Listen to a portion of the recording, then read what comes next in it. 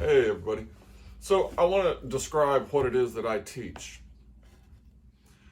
I teach how to use the body most perfectly. What does that mean? What is most perfectly?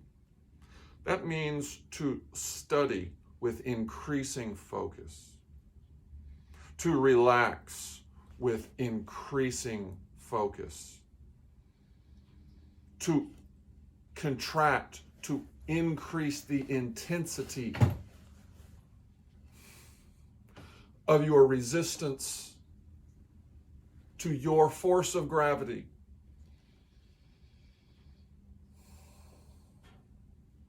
To expand your conception of the scale.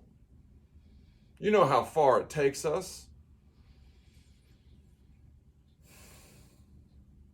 to just drive for an hour.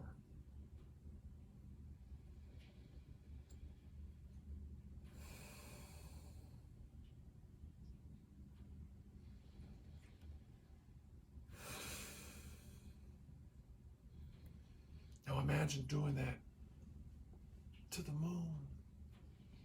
Imagine doing that to Mars. That's 70 miles an hour. Take years and years and years.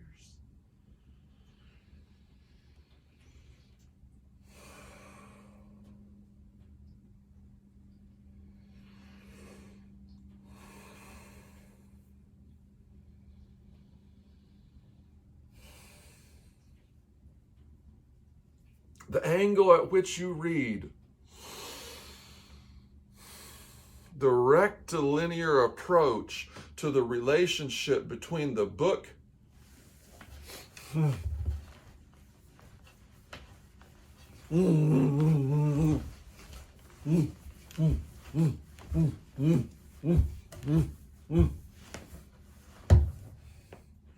and your eyes and your skull and your cervical vertebrae and your thoracic vertebrae and your lumbar vertebrae and then the sacrum vertebrae and the coccyx.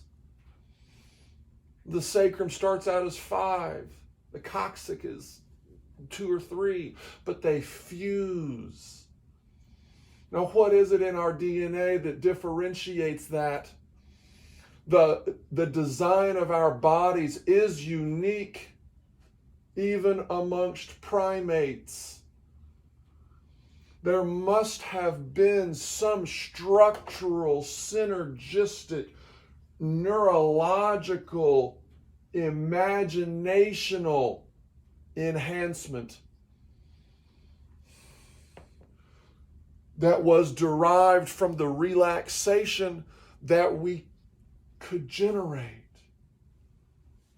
with these subtle postural changes that take us through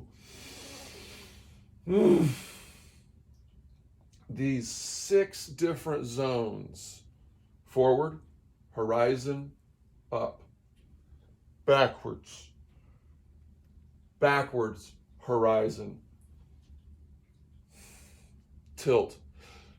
What is more important for us in this day and age with this level of technological saturation?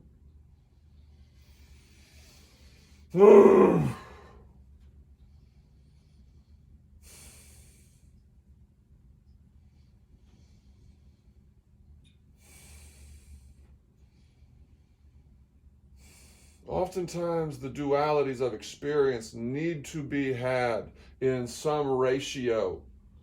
When they are had with heightened sensitivity, there is a heightened ability to pull the reins back on oneself.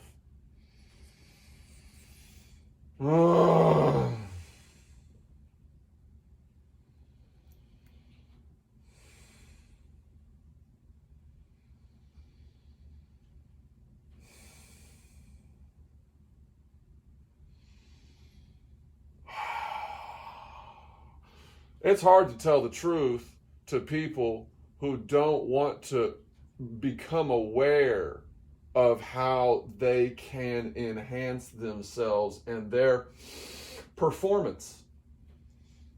It's almost as if you have to have an Olympian mindset for wanting to shave off just a few tenths of a second. That oftentimes at the highest level is the difference, in the 100-meter dash. Sometimes they're determined based on hundredths of a second.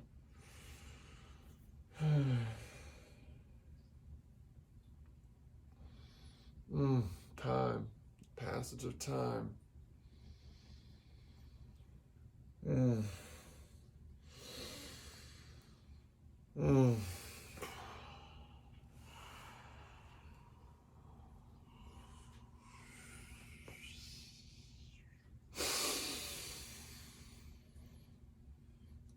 Create these parameters that maximize your body's ability to share the tension. Whenever you share the tension, you're sharing the force of resistance. When every part of you is resisting, just like an oppressor, just like if you were living under the Nazis, you were having your sovereignty of movement restricted by an outside force.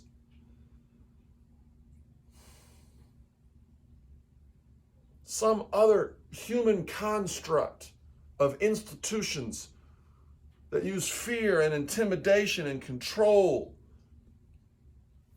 to discourage me from saying something, from speaking something, from going somewhere, from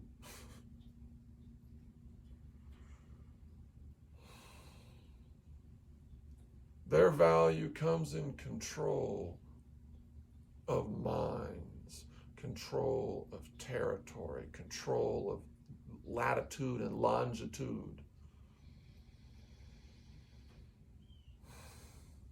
Because there's power in decision making. What is decision making except degrees of power?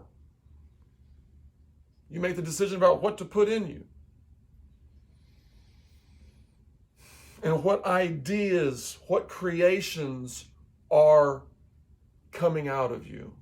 How is all of this information being synthesized into actions, into thoughts, into words?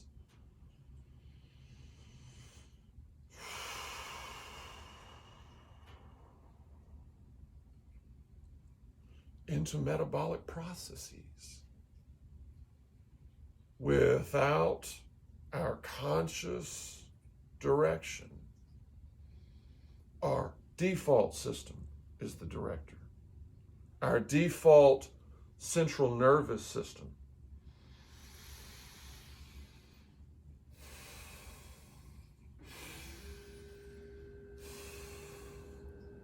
is calling the shots.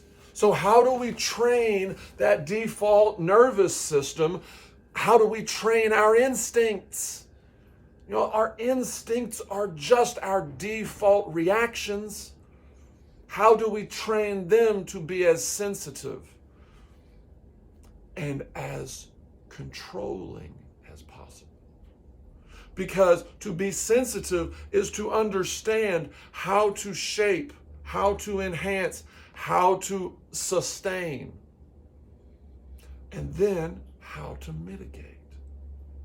This training your habits is training your default nervous system to respond to specific external stimuli, external sources of information that are perceived by your central nervous system.